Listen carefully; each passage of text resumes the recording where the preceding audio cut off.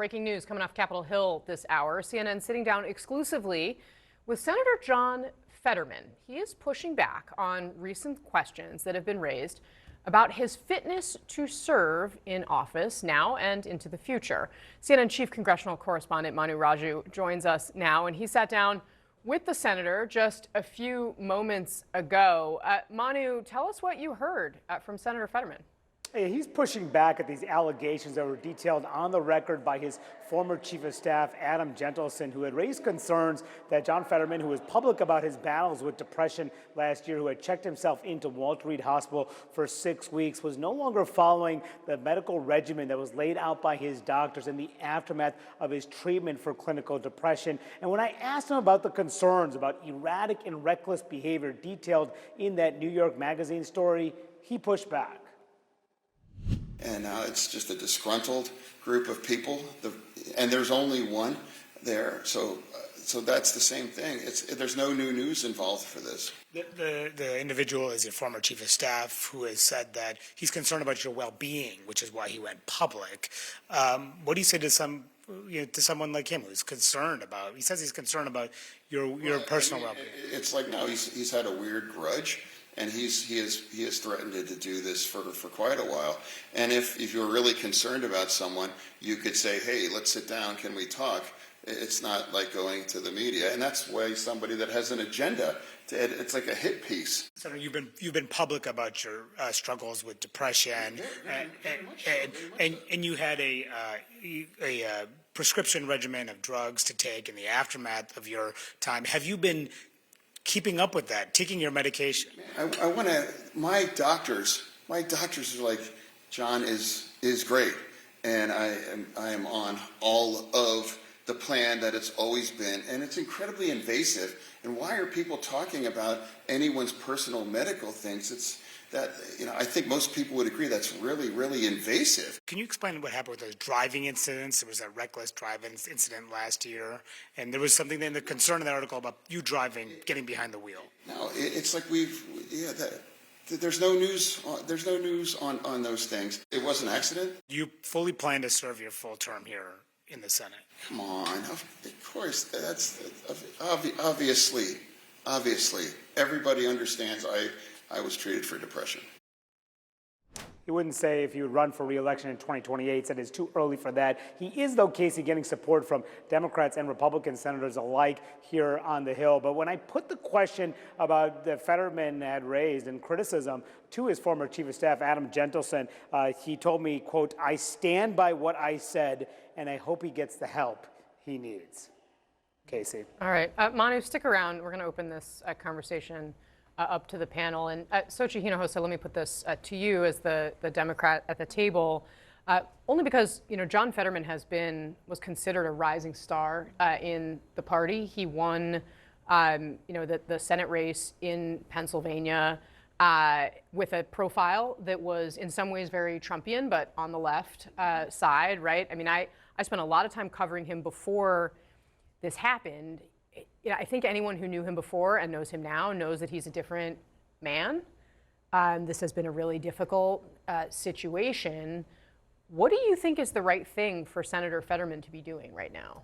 To take care of himself. I think that anyone suffering depression in any instance, it's hard to keep up with school, keep up with a job, to be U.S. Senator and suffer from depression. I can only imagine what him and his family are going through. And I know Adam Gentleson. I served with him in the Senate. We were friends, and he is someone who, serves his principles and is loyal, and he's only sounding the alarm because he believes that the public needs to know that there is something there, that he's doing a disservice not only to his constituents but to himself. And I think he fears for his well-being. And so this entire reporting is extremely devastating, but I think that he really needs to think about what is best for him and his family at this point. Yeah, I do think it is worth noting, Adam Gentleson worked for many years. For our viewers who may not understand how this works. He's been in the Capitol Hill ecosystem for a long, long time. He worked for Senator Harry Reid when he was the majority leader in the Senate. He is someone who usually is very discreet. Congressman, were you surprised that this came out in public? And Yeah. what do you think it says? Look, I was surprised. I've become friends with John Fetterman, and I'll tell you, the public John Fetterman I knew before I met him, you know, he had all the, well, this is the guy that doesn't wear a suit and everything else. As I've gotten to know him, he's one of the most genuine people I've ever met, and I mean that. Like, there is no politician-ness in him. And I think he wears his emotions on his sleeve, right? And so any of us, when I was in Congress, there were days I didn't want to go meet with people. I would have wanted to just sit at my desk, but I, didn't wear my emotions as much on my sleeves. I think he's so genuine. Any decision to leave the Senate, any decision on the treatment for depression, it's his decision. He's been very open about it as well.